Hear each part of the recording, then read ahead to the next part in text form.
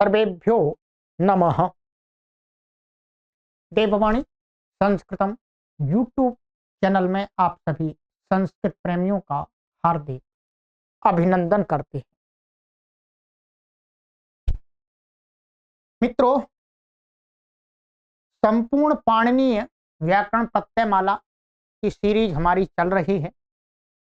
आज इस सीरीज की यह कक्षा संख्या 4 है, चतुर्थी कक्षा है।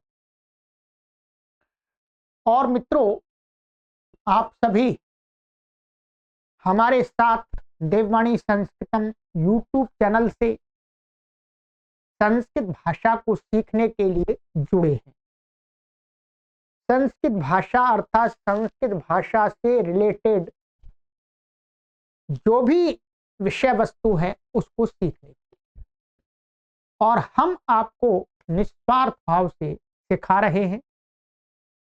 और हमारा एक उद्देश्य है निस्वार्थ भाव से सिखाने का कि हमने संस्कृत भाषा को सीखा है अपने गुरुजनों से, अपने से बड़ों से, तो उसी भाषा का प्रचार प्रसार अधिक से अधिक करना हमारा कर्तव्य बनता है। कोई भी चीज हमें किसी ने दी है उसकी वृद्धि करना हमारा कर्तव्य बनता है।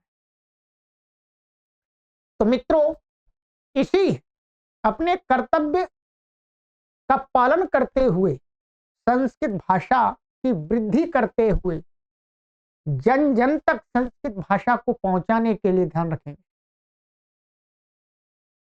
अब कोई ये ना कह सके कि हमें कोई संस्कृत भाषा नहीं सिखाता है। हम आपको सिखा रहे हैं और आपको निःशुल्क सिखा रहे हैं, और आपको कहीं नहीं जाना है, आपको अपने घर पर ही सीखना है। इससे बड़ी कोई सुविधा नहीं हो सकती है। इस व्यवस्था के बनने पर भी कोई यदि संस्कृत भाषा सीखने की इच्छा रखते हुए भी नहीं सीख सकते हैं तो ये दोष उनका है, ये कमी उनकी है, दूसरे की नहीं है। ठीक,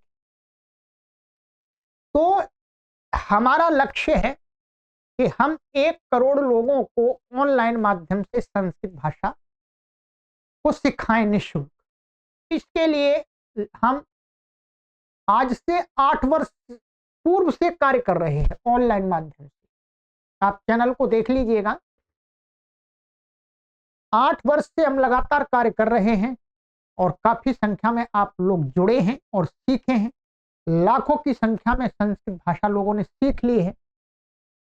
मैं आपसे यही निवेदन करना चाहता हूं कि आप और भी अधिक से अधिक लोगों को संस्कृत भाषा को सीखने के लिए इस चैनल से जोड़ें। ये आपका कर्तव्य, ठीक है। सिखाने की, पढ़ाने की जिम्मेदारी मेरी है, और अधिक से अधिक लोगों तक पहुंचाने की, उनको अधिक से अधिक लोगों को सीखने के लिए जोड़ने की जिम्मेदारी आप। यदि आप संस्कृत भाषा को अपनी भाषा मानते हैं, अपने देश की भाषा मानते हैं, अपने राष्ट्र की भाषा मानते हैं, अपने धर्म की भाषा मानते हैं, प्राचीन ऋषियों की भाषा मानते हैं, आप मानते हैं कि भारत का अस्तित्व संस्कृत भाषा पर ही टिका हुआ है, भारत का भूत संस्कृत भाषा पर ही आधारित है, तो इतना कार्य आपको भी अवश्य करना चाहिए। 100-100, 200-200 लोगों को इस चैनल से अवश्य जोड़ना चाहिए, और जोड़ करके यहां पर उनको कहना चाहिए आपको कि सीखना है। ऐसा नहीं कि जुड़ करके आप चुपचाप बैठे रहें। जुड़ें और जुड़ करके कभी भी ये संकल्प लें कि हम ऐसे अच्छे कार्य को करने वाले चैनल से कभी दूर नहीं होंगे, जुड़े रहेंगे और इसका भरपूर लाभ लेंगे। ये मेरा आपसे निवेदन है। 1 करोड़ लोगों तक हमें संस्कृत भाषा पहुंचानी। चलिएगा, आइएगा मित्रों। तो हमारा कृत प्रत्यय का प्रकरण चल रहा था। अभी तक हमने कृत प्रत्यय में आपको एक तब्यत और तब्य और अनियर और एलिमर, ये 4 प्रत्यय आपको अभी तक हमने पढ़ा दिए। ठीक है, पीछे की कक्षाओं में। आज आपको एक प्रत्यय और पढ़ाएंगे, इसके आगे का प्रत्यय है यत् प्रत्यय। ये भी बहुत महत्वपूर्ण प्रत्यय है। क्या प्रत्यय है? यत्। यत् का वास्तव में जब यत् प्रत्यांत शब्दों का हम प्रयोग करते हैं तो उसका अर्थ जो निकल के आता है, योग्य अर्थ निकल के आता है। ये योग्य, ध्यान रखें। चाहिए अर्थ थोड़ा कम निकलता है सामान्य रूप से, जब हम इसके शब्द का प्रयोग करते हैं यत् प्रत्यांतों का, तो योग्य अर्थ आता है। क्या? योग्य। और अधिकतर इसका जो प्रयोग है इस प्रत्यांत का, वो विशेषण के रूप में होता है। क्या? विशेषण के रूप में। विशेषण के रूप में इनका भी होता है, परंतु इसका अधिक होता है। इस बात को ध्यान रखें। चलिएगा अब यत् प्रत्यय की बात कर लेते हैं। ये तो अर्थ बता दिया मैंने, और चलिएगा इसको फिर आगे बताएंगे। और यत् प्रत्यय को विधान करने वाले एक प्रथम जो मुख्य सूत्र है वो है अचो यत्। थोड़ी सरलता हो जाएगी आपको। ये सूत्र है अचो यत्। ये तीसरे अध्याय में वहीं पर है जहां पर ये सूत्र थे पीछे वाले। ठीक है, संख्या भी आपको 97। ठीक है, ये है। इसका अर्थ है कि ये जो प्रत्यय है यत्, इस सूत्र से होता है, ये सभी धातुओं से नहीं होता है। जैसे तब्य, तब्य और अनियर प्रत्यय सभी धातुओं से हम कर रहे थे, वैसे ये प्रत्यय सभी धातुओं से नहीं होता है। ये कुछ विशेष धातुओं से होता है। ठीक है, इन धातुओं से होता है। ये सूत्र ही कहता है कि ये अजंत धातुओं से होता है। कैसी? अजंत। अजंत माने जिनके अंत में अच है, माने स्वर है। पर स्वर में भी सभी धातुओं से नहीं होता, ध्यान रखें। स्वर माने स्वर, ये वास्तव में किस प्रकार की धातुओं से होता है? एक इवर्ण ई माने ई अंत वाली और ईकार अंत वाली, और उकार अंत वाली और ऊकार अंत वाली। ठीक है, ये ऋकारांत धातुओं से नहीं होता, ध्यान रखेंगे। री भी स्वर के अंदर आता है, परंतु ऋकारांत धातुओं से ये प्रत्यय नहीं होता है। ठीक है, सामान्य रूप से ऋकारांत से नहीं होता है। और अच्छा, यहां पर ये आकारांत, क्या है? दीर्घ आकारांत। एक दीर्घ आकारांत धातुओं से भी होता है। ये आकारांत इसमें पहले आएगा। दीर्घ ह्रस्व आकारांत कोई धातु नहीं है। क्या है? ह्रस्व आकारांत कोई धातु है नहीं, दीर्घ आकारांत धातु मिलती है। दीर्घ आकारांत से होता है, और ह्रस्व इकारांत धातु से होता है, दीर्घ इकारांत से होता है, ह्रस्व उकारांत से होता है, और ऊकारांत से होता है। ठीक है, ऋवर्णांत से नहीं होता है। और जो धातु एकारांत है, क्या है? एक माने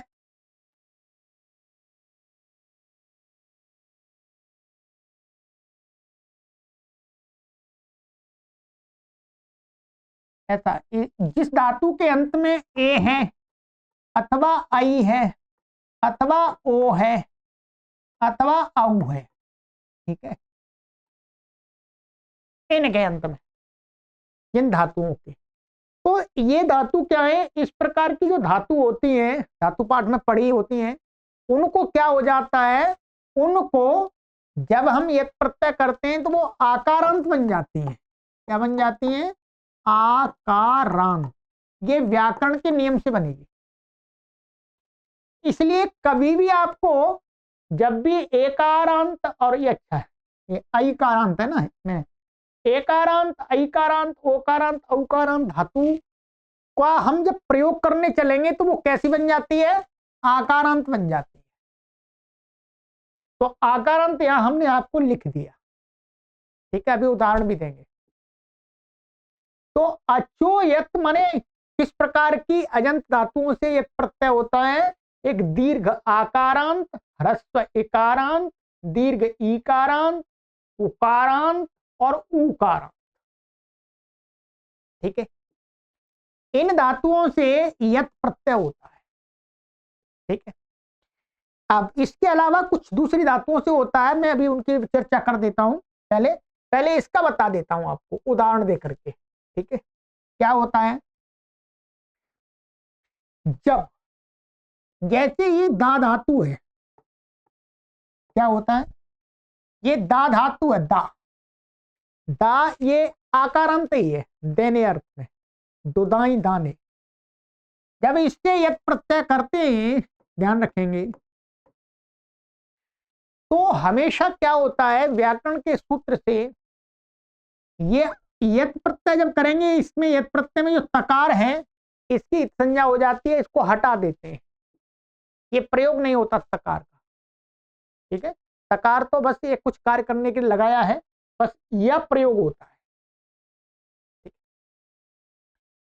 तो जब दीर्घ आकारांत धातुओं से यत लाएंगे,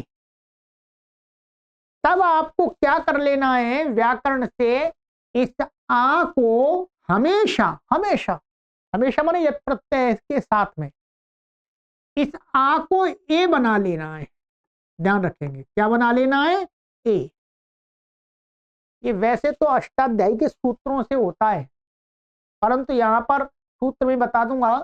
पहले इसको क्या होता है? सूत्र से ईकार होता है, दी होता है, माने यत प्रत्यय के परे रहते क्या होता है? ईकार होता है। सूत्र है एक ईद्यति। क्या है? ईद्यति। ये सूत्र है। ये कहता है कि यत प्रत्यय के बाद में रहते हुए कोई दीर्घ ईकारांत धातु होती है, उसको ईकार हो जाता है। क्या हो जाता है? ईकार। फिर बाद में क्या होता है? इसके परे रहते, जैसे हमने पीछे बताया था, एकार को एकार हो जाता है, गुण हो जाता है। क्या हो जाता है? गुण। तो इस ईकार को गुण होकर के ए बनता है हमेशा। इसलिए मैंने आपको सीधा बता दिया।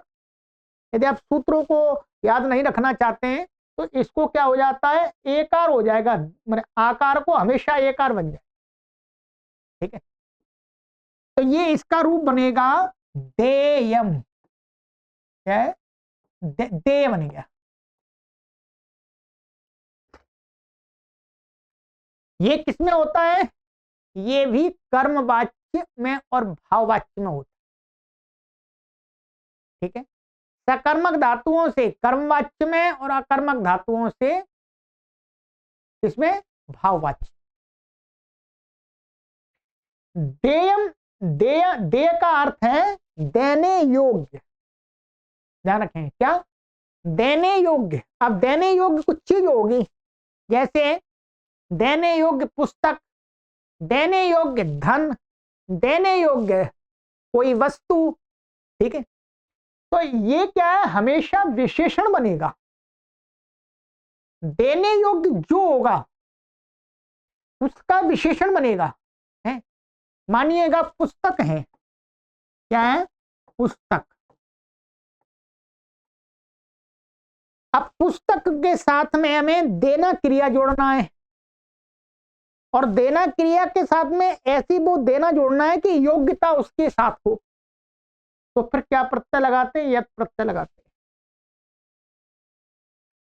हैं। देय पुस्तक, देय धन बोलते हैं ना, देय धन माने देने योग्य धन, देने योग्य वस्तुएं। ठीक है, इसी प्रकार से। तो यह हो गया। इसके अलावा जब आप किसी ह्रस्व इकारांत धातु से यत् प्रत्यय लाएंगे, अभी मैं प्रयोग आपको बताऊंगा, ठीक है, और ईकारांत से लाएंगे अथवा उकारांत और उकारांत से लाएंगे, तो जब इकारांत और ईकारांत से लाएंगे तो आपको क्या करना है, इसको ए हो जाएगा, इकार को ए, ईकार को ए हो जाएगा, ध्यान रखें, क्या हो जाएगा, ए, और उकार को और उकार को ओ हो जाएगा, क्या हो जाएगा, ओ, और कोई संधि कार्य प्राप्त होगा तो वो भी हो जाएगा, ठीक है। अब मैं आपको कुछ उदाहरण देता हूं, एक तो मैंने आपको दे बना के दे दिया ये, ठीक है, इसी प्रकार से एक धा धातु है, क्या धातु है, धा, धा से यत करेंगे तो ये क्या बन जाएगा, पूर्वत क्या बन जाएगा, धे, धे बन जाएगा, धे माने धारण करने योग्य, ठीक है। इसी प्रकार से आपके साथ में लाता हूं एक धातु ची, क्या है, ची धातु, इकारांत है, पहले भी आई है, और यहां से यत ले आएंगे और यहां पर गुण हो जाएगा, माने एकार हो जाएगा, तो ये क्या बन जाएगा, चेय, चयन करने योग्य, ठीक है, क्या है, चयन करने योग्य, ये चीज चयन करने योग्य। ऐसे ही आपका नी धातु है, क्या है, नी, ये प्रसिद्ध धातु बता रहा हूं मैं आपको, नी, नी से यत लाएंगे आप तो क्या बनेगा, ये नी, यहां पर गुण हो जाएगा, ए हो जाएगा, तो क्या हो जाएगा, ने, ने, ने का अर्थ हो जाएगा ले जाने योग्य, ठीक है। इन शब्दों का भी तीनों लिंगों में ये जिसके विशेषण बनेंगे, तो विशेष का जो लिंग होगा और जो विभक्ति होगी और जो वचन होगा वही इनका होगा, ठीक है। जैसे इसमें पुल्लिंग में राम के समान चलता है, स्त्रीलिंग में रमा के समान इसका रूप होगा, और नपुंसक लिंग में फल के समान होगा, ठीक है, ये ध्यान रखेंगे। क्या होगा, जैसे चेय का छेया, पुल्लिंग एक वचन हो गया, स्त्रीलिंग में छेया, और नपुंसकलिंग में छेयम, ये इस प्रकार से प्रयोग होगा विशेष के अनुसार, ठीक है, जिसके भी ये विशेषण बनेंगे वाक्य में।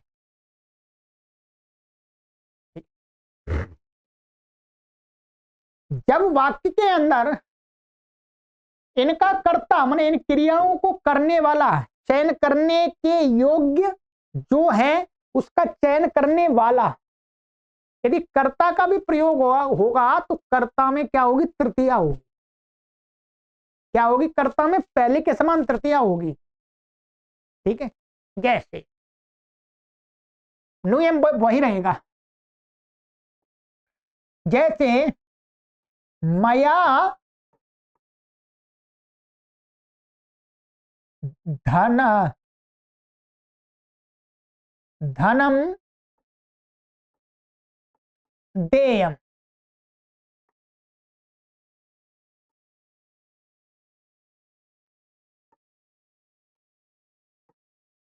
मेरे द्वारा धन देने योग्य, ठीक है। आगे आप अस धातु का प्रयोग भी कर देंगे, मया धनम देयम अस्ति, मुझे धन देना योग्य है, ठीक है। अब आपको जब लंबा वाक्य हम बनाते हैं तो क्या हो जाता है, जैसे एतत् पुस्तकम, नहीं, एतत् देयम धनम वर्तते, इसका पहले भी प्रयोग होगा वाक्य में, जैसे एतत् देयम धनम अस्ति, ठीक है। यहां दे मन देने योग्य धन है, ये वाक्य बताएगा वाक्य में क्या अर्थ हम किस प्रकार से प्रयोग कर रहे हैं। तो ये पहले भी प्रयोग हो सकता है विशेष से और विशेष के बाद में भी हो सकता है, ये ध्यान रखें। ठीक है, इसी प्रकार से आपको यहां पर देयम हमने किस लिए किया, क्योंकि एक धन है इसका कर्म। कर्ता यहां साइलेंट है, कर्ता कैसा है, इसका साइलेंट है। देने वाला इसमें साइलेंट है, यहां यदि होगा यहां प्रयोग करेंगे तो उसमें तृतीया हो जाएगी। जैसे त्वया, त्वया एतद् देयम धनम अस्ति, तुम्हारे द्वारा देने योग्य यह धन है। ठीक है,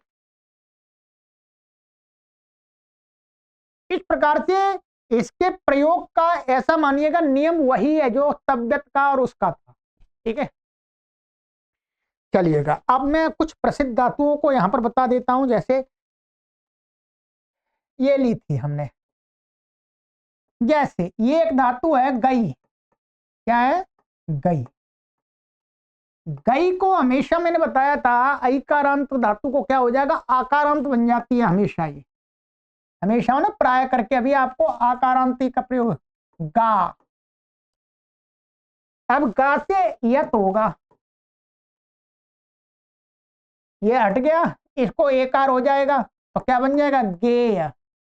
गेय माने गाने योग्य, गाने योग्य गीत भजन जो भी है। ठीक है, ये हो गया।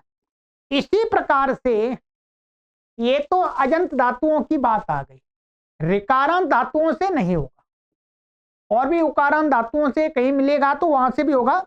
तो प्राय करके सभी अजंतों से भी प्रयोग इसका नहीं मिलता है। ठीक है, पर ऋकारांत से नहीं मिलता, ऋकारांत से दूसरा प्रत्यय बताएंगे आपको, ये ध्यान रखेंगे।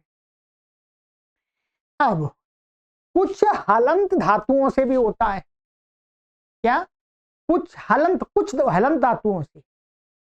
हलंत धातुओं की एक शर्त बताई है, एक सूत्र बनाया है वहां पर इन्होंने, ये सूत्र अष्टाध्यायी में, पोर दुपधात, ये क्या है, सूत्र है,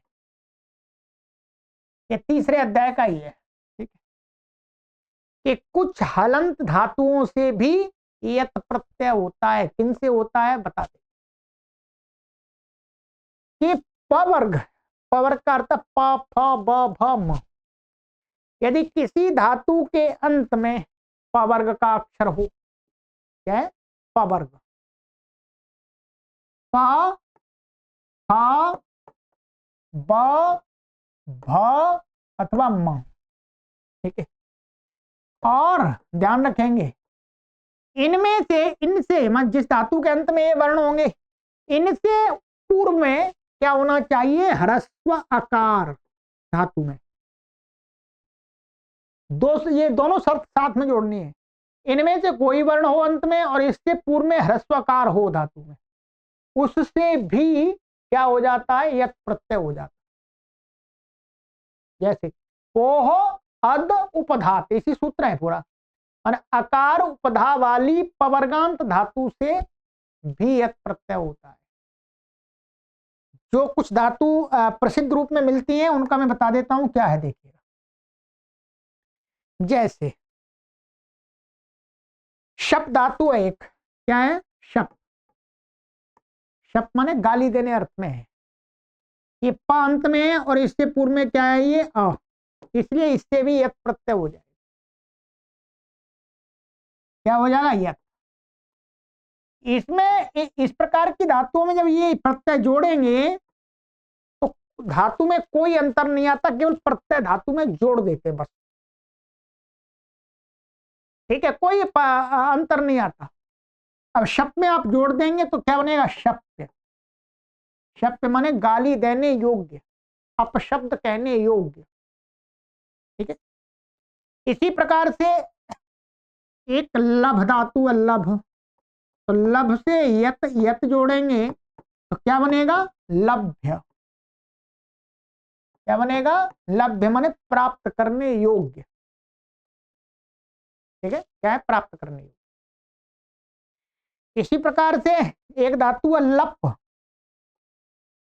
क्या है, ये उदाहरण के लिए समझ लिए, लप लप प्लस यत, तो ये क्या हो गया? लप्य। लप माने बोलने अर्थ में है? आलाप करना। ठीक है, ये हो गया। ठीक है, इसके अलावा कुछ हलंत धातु और हैं।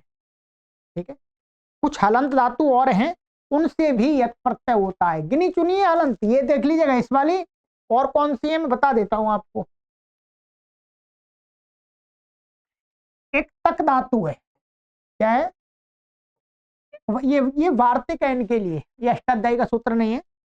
ये एक वार्तिक है कि तकी शशि चति यति जनिभ्यो यदवाच्य। अब वार्तिक से आपको क्या लेना, प्रत्यय देखिएगा। एक तो तक धातु है, शस धातु है, चत धातु है, यत धातु है, जन धातु है। इन 6 धातुओं से भी क्या होता है? यत प्रत्यय हो जाता है। यत, एक तक धातु है, एक शस धातु है, लिख देता हूं शस, और एक है चत, चत चत है। ठीक है, और एक है यत। ठीक है, और एक है आपकी, अच्छा दो चार पांच, पांच है, 6 नहीं है, 5 है, जन। इन धातुओं से कि क्या हो जाता है? यत प्रत्यय हो जाता है। इनसे भी क्या हो जाएगा? यत प्रत्यय।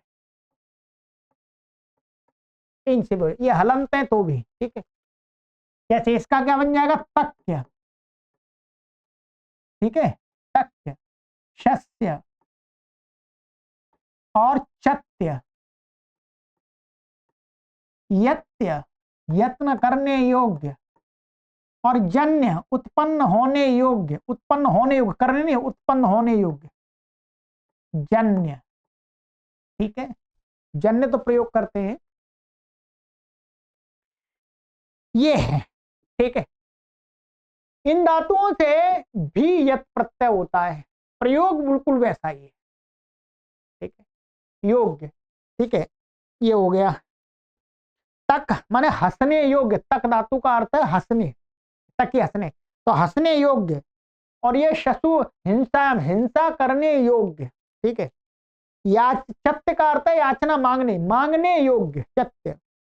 और यत माने यत्न करने योग्य। ठीक है, और जन्य उत्पन्न होने योग्य। ये अर्थ बनेंगे इनके। अब प्रयोग आप देखेंगे, आप कर सकते, कोई दिक्कत नहीं है। ठीक है, इसके अलावा एक वह धातु और है। क्या है? वह धातु। वह धातु से भी यत प्रत्यय होता है। ठीक है, क्या है? वह धातु से भी क्या होता है? यत प्रत्यय होता है। परंतु वह धातु से यत प्रत्यय एक अर्थ विशेष में होता है, ढोने योग्य। क्या है?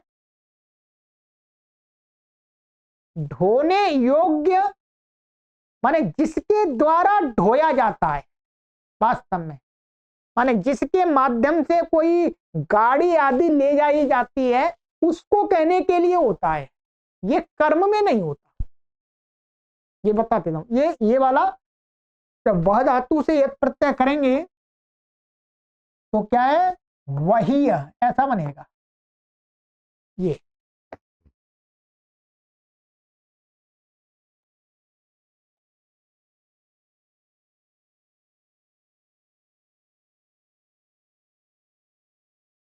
वही का अर्थ होगा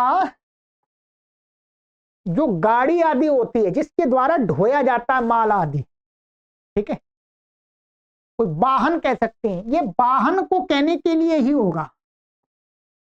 माने जिसके द्वारा सामान को ढोया जाने योग्य है, जिसके द्वारा, उस वाहन को कहते हैं वही। उस अर्थ में ही होता है, सब जगह नहीं होता। ये कर्म में नहीं होता, ये कर्ण में होता है, साधन में। गाड़ी साधनी तो बन रही है,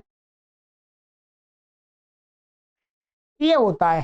ठीक है, अच्छा, तो एक और होता है, उसको भी बता देता हूं मैं। एक है री धातु,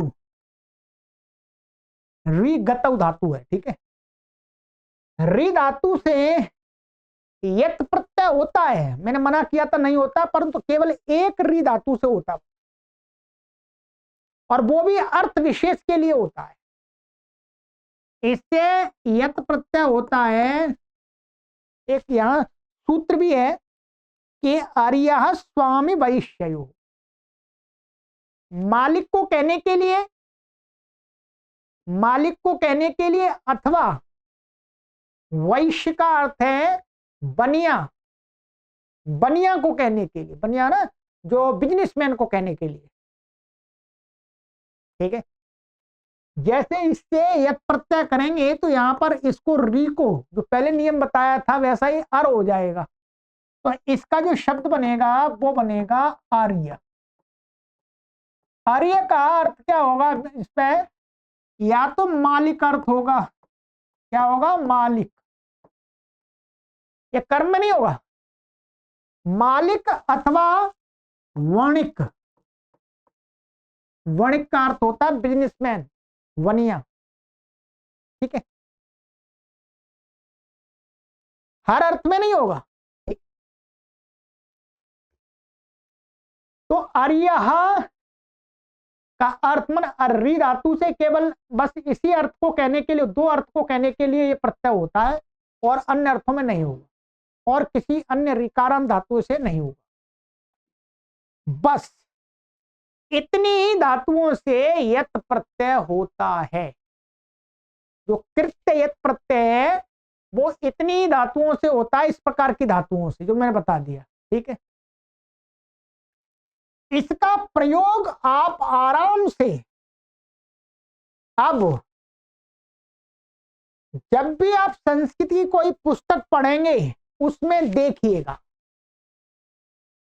यत प्रत्यंत शब्दों का प्रयोग आपको अधिकतर विशेषण के रूप में मिलेगा,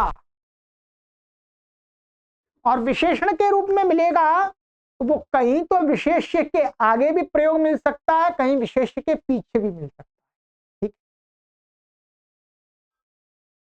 ये ध्यान रखें, ठीक है।